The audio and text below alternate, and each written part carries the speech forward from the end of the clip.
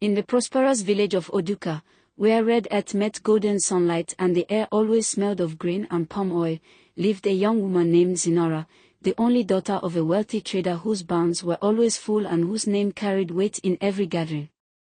Zinara had never known hardship, and because of this, her heart had grown loud with pride and careless with respect.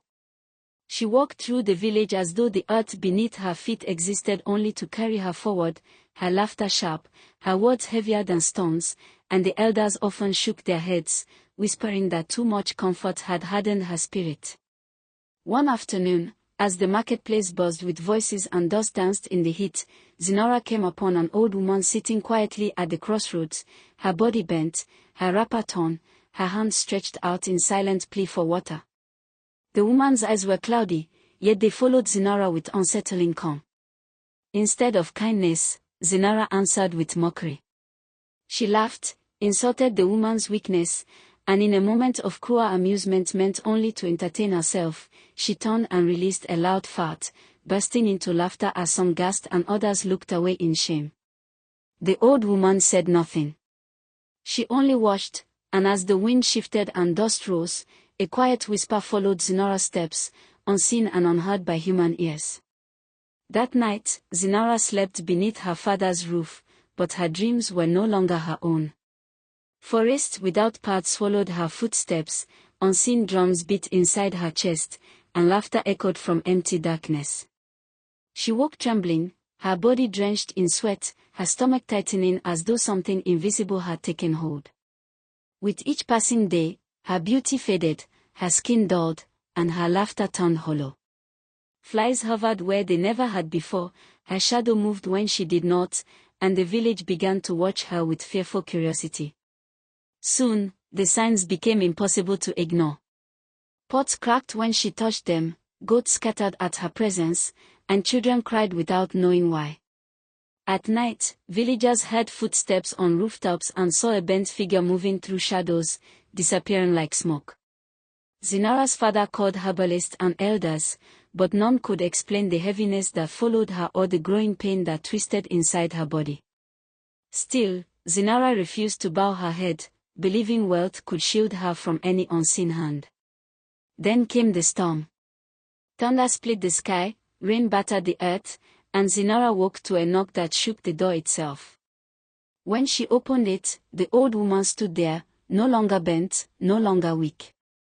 Her eyes glowed, her voice filled the room without rising, and the fire died as if frightened. She spoke of judgment, of respect denied, of a heart that believed another human could be reduced to nothing. She revealed herself as more than a witch, she was a force sent to remind the proud that dignity is sacred. Zinara fell to her knees as the weight of her cruelty crushed her spirit. Fear drove Zinara from the village before dawn. Barefoot and desperate, she fled into the forest, where roots clawed at her feet and hunger gnawed at her strength. No matter where she ran, the old woman appeared ahead of her, calm and waiting.